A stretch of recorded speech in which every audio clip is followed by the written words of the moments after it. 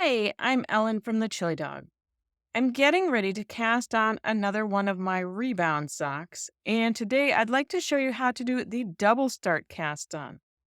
This method is sometimes called a combined longtail cast on or a double crossed cast on.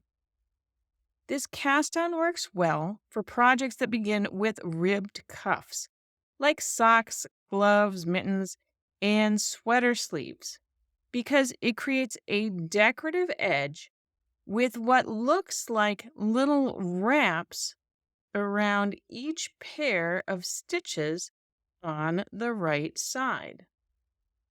The cast on looks especially nice when followed by 2x2 or knit 2 purl 2 ribbing, like my socks.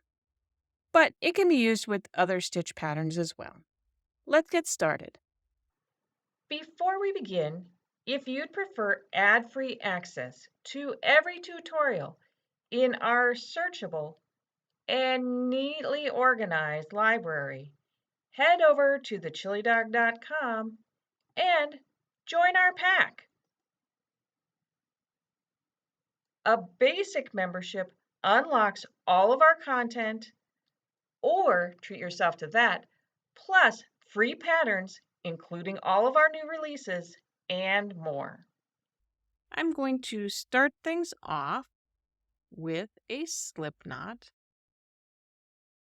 I'll insert my knitting needle through the loop and then tighten things up by pulling on the working yarn. I've left a yarn tail here that's about 4 or 5 times the length of my cast on edge. Then I'll position the yarn just as I would for the long tail cast on. So the working yarn gets woven over under the fingers on my left hand, and I'm holding the needle with my right hand. The yarn tail will be wrapped around my thumb. Before I do that, I like to keep tension on the yarn tail by wrapping the fingers on my left hand around the tail. Stitches are going to be cast on in pairs. The first stitch in the pair is going to be exactly like the long tail cast on.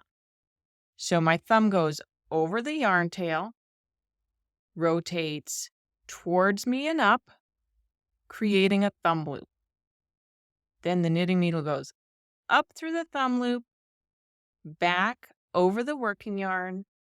I'll catch that working yarn and pull it forward through the thumb loop, hold the stitch in place, and drop my thumb out of the loop and pull on the yarn tail to tighten things up. For the next stitch in the pair, the thumb motion goes in reverse. This time my thumb goes under the yarn tail and back up.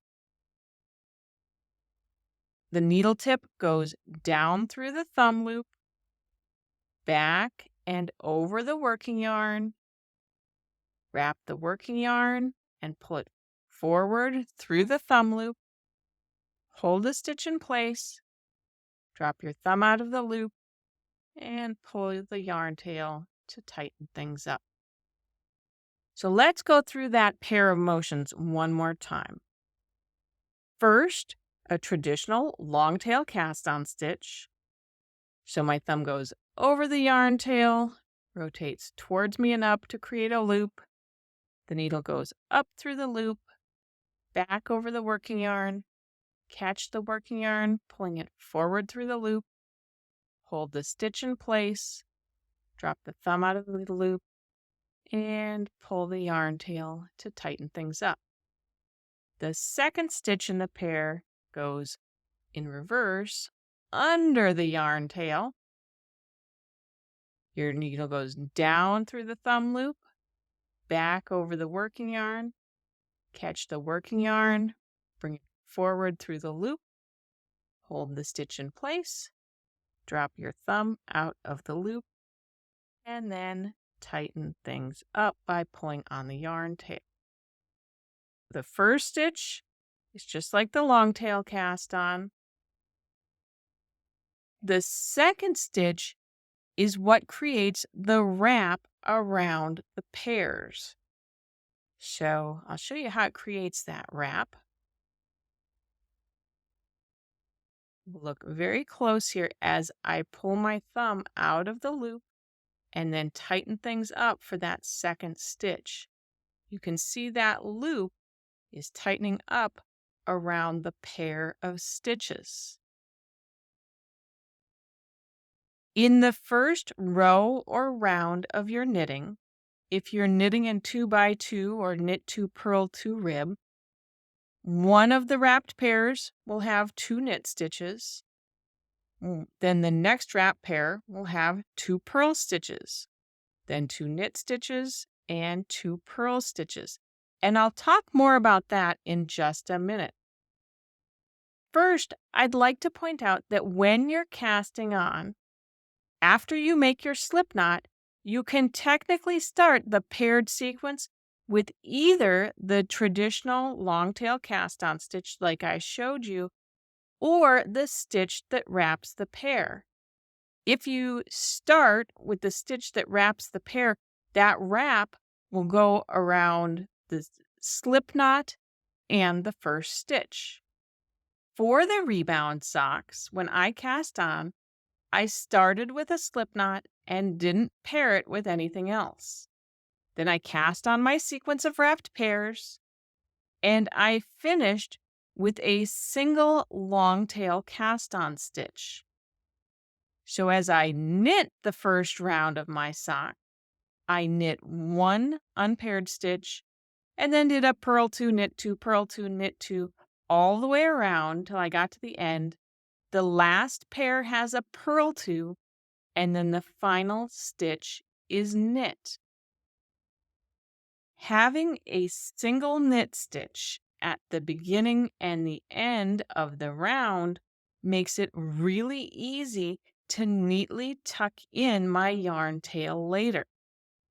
After the sock is complete, the end of my yarn tail is sticking out on the right side of my sock.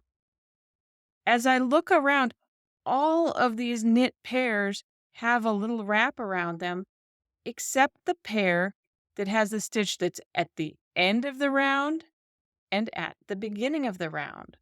So to conceal my tail, all I have to do is go over that pair of knits, insert my needle next to it, pull it down to the wrong side of the sock, pull the yarn tail, and it's going to wrap that final pair.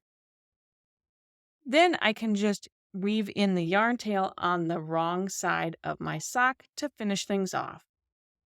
I hope you enjoyed learning how to do a double start cast on. If you did, make sure to share this video with your knitting friends.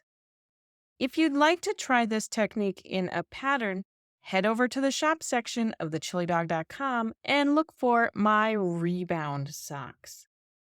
Until we stitch again, happy knitting.